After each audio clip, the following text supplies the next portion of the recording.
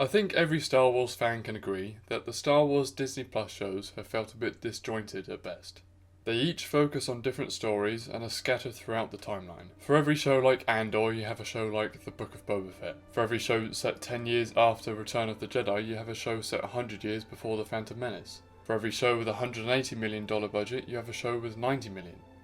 And while this is a very exciting time for Star Wars fans to be receiving such a plethora of new Star Wars content, while also seeing some of the old expanded universe material brought to the big screen, I and many others feel that Disney and Lucasfilm have gone about this in the wrong way. Have tried to emulate the success of the Marvel franchise by having various interconnected stories running alongside each other. But the 6 to 8 episode format of Disney Plus doesn't seem to be working the way they might have intended. So it's no surprise that with each new show that comes out, more and more Star Wars fans are giving up on the franchise. And I believe this comes down to two major problems.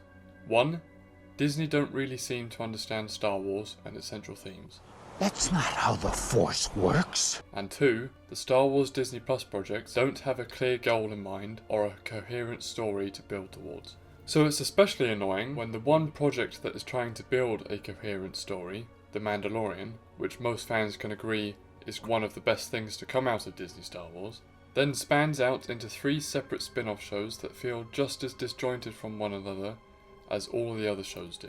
So far, in what fans have dubbed the Mandoverse, we have 3 seasons of The Mandalorian, 1 season of the Book of Boba Fett, and 1 season of Ahsoka, with a second one confirmed to be in production this year. We also have a new show coming out called Skeleton Crew, as well as a 4th season of The Mandalorian and a cinematic release scheduled for 2026 that will reportedly culminate in an epic finale, much like Avengers Endgame did for the Marvel Cinematic Universe. But the problem still remains. Each show in the Mandoverse time period feels all over the place. The quality of the writing going up and down with each season, and characters who seem to jump between each other's shows and take away focus from the other characters. Surely it would work much better if they were all just one show, right? So, I came up with an easy solution to this problem, one which fixes the issue of characters continually crossing over into each other's shows, and which also enhances the overall experience and continuity of the story. And all you have to do is watch the episodes in a certain order, like this. This is the way.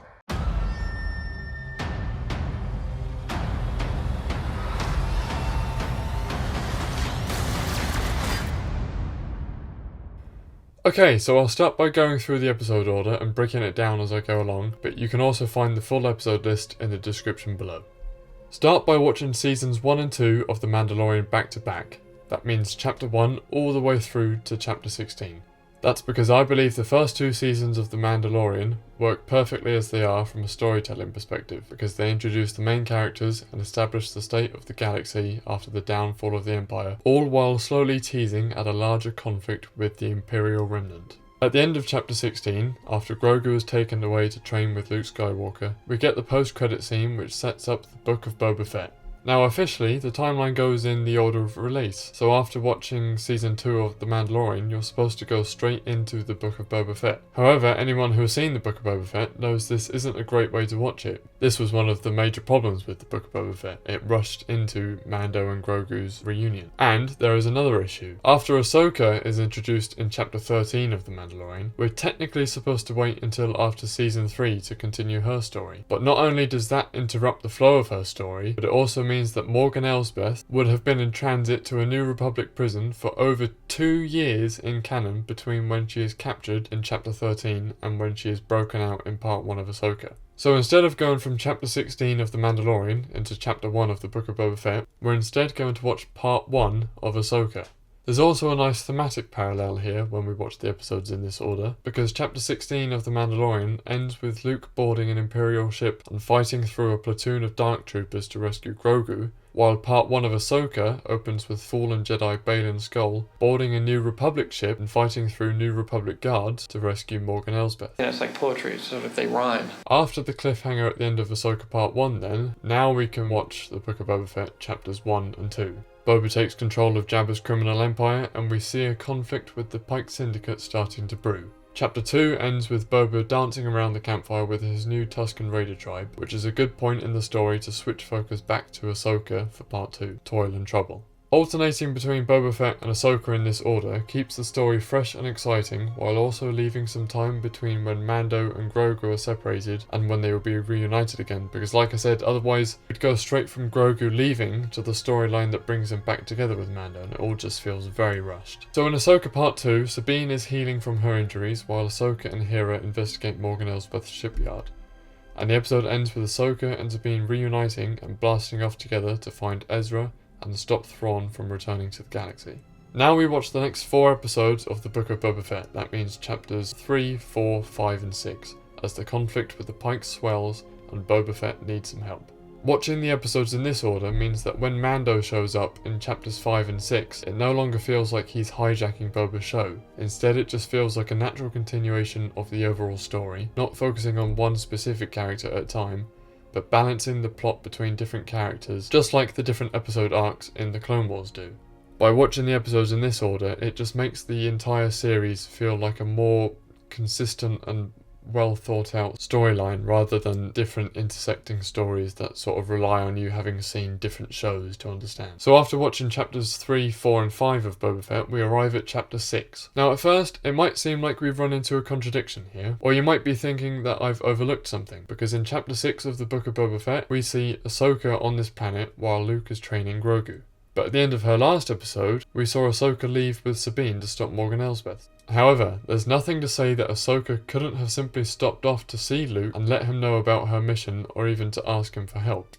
So we have to make a little headcanon here to explain how and why Ahsoka is in this episode.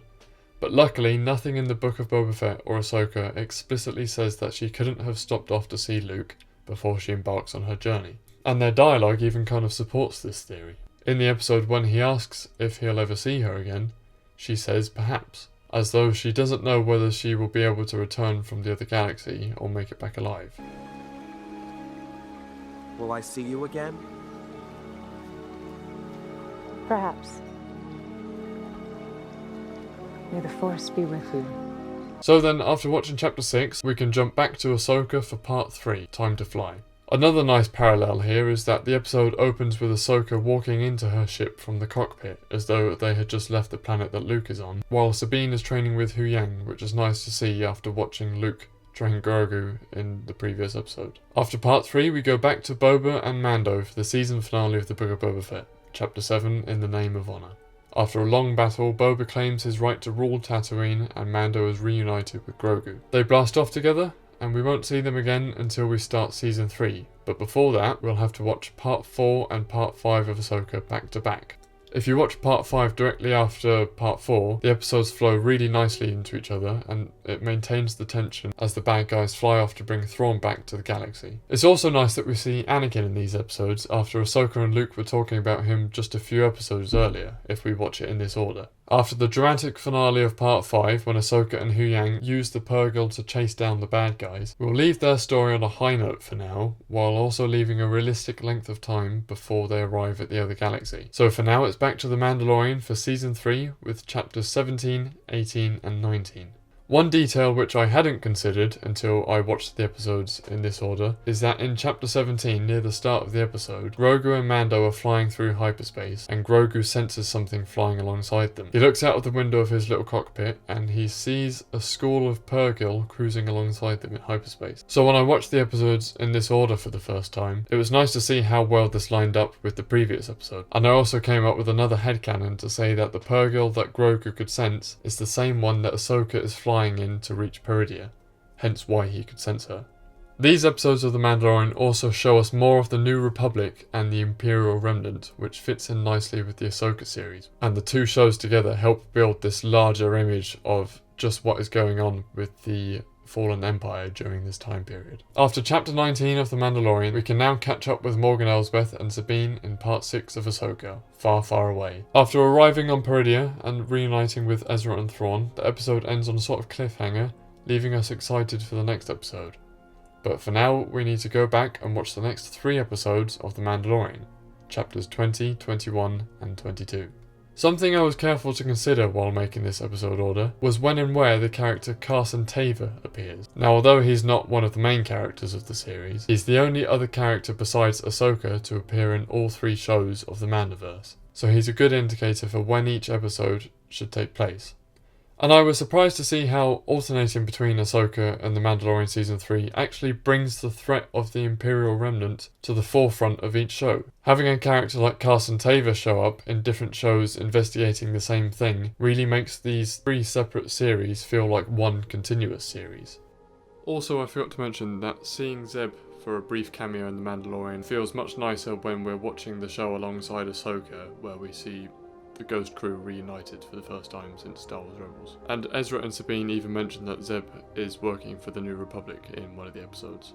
Anyway, after chapter 22 of The Mandalorian, we're now entering the 4-part finale of the series, which goes The Mandalorian chapter 23, The Spies, Ahsoka part 7, Dreams and Madness, The Mandalorian chapter 24, The Return, and finally Ahsoka part 8, The Jedi, the Witch and the Warlord. These episodes should ideally be watched back to back to get the full effect, because where each episode ends on a cliffhanger, the episode order actually complements the events of each show by switching back and forth between the characters at key moments of the conflict to leave you hanging on the edge of your seat. There's also one last parallel in these episodes which works really nicely. The opening scene of chapter 23 shows us the return of Moff Gideon and the Imperial Shadow Council, who are discussing when Thrawn will return to unite them. And then in the very next episode, part 7 of Ahsoka, we see a similar meeting take place, but this time between the New Republic senators.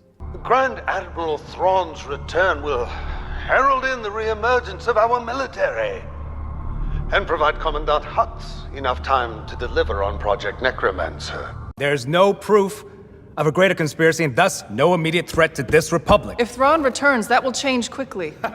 Now there is one minor inconsistency here, and that is that in the opening scene of Ahsoka Part 7, Carson Tavor and the New Republic Senator talk about Moff Gideon and the conflict on Mandalore in the past tense, although watching the episodes in this order means that for them the conflict is happening as they speak. As for how they know about the conflict already, we could just say that, perhaps Mando contacted Carson Tavor beforehand, but the fact that they mention Moff Gideon in the past tense, even though he won't die until the next episode, is just one minor thing we'll have to overlook. I'm sure if you really want to, you can come up with some kind of reasoning for it. Like maybe they're saying he was a war criminal because he'd been captured at the end of Mando Season 2, so they're just talking about him in that way. But either way, it's a minor oversight and you can pretty much just ignore it and the episodes will still make perfect sense watching it in this order. Finally, The Mandalorian Season 3 ends with Mando signing up to be an independent contractor for the New Republic to hunt down former Imperials, which I believe is setting up an encounter with Grand Admiral Thrawn in Season 4 of The Mandalorian.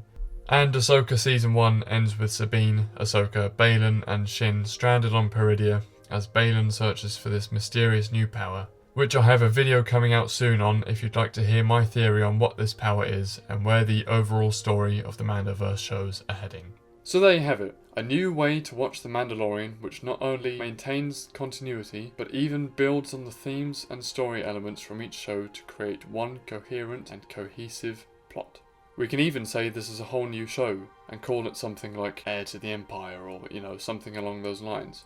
It can be divided into phases like the structure of the MCU which Lucasfilm are clearly trying to replicate with the Mandoverse. Phase 1 would include both seasons 1 and 2 of The Mandalorian, and in Phase 2 includes the first 5 episodes of Ahsoka and the entirety of the Book of Boba Fett, and in Phase 3 would include The Mandalorian Season 3 and the remaining Ahsoka episodes in the order I said. Of course, it would be nice if Disney had the same idea and perhaps made a playlist on Disney Plus so that you can watch all the episodes as one series. But for now, the best way is to just follow this episode order and let me know what you think in the comments below. I'll include the full episode order in the description as well as in a pinned comment below. Let me know what you guys think about this new viewing order. Try it out for yourself. Let me know, would you change anything? Do you think it makes the show more enjoyable and engaging? And in the future, when more shows come out, I might update and revise this list in another video. Stay tuned for some more Star Wars related videos like this one coming soon, and may the Force be with you. Thanks for watching.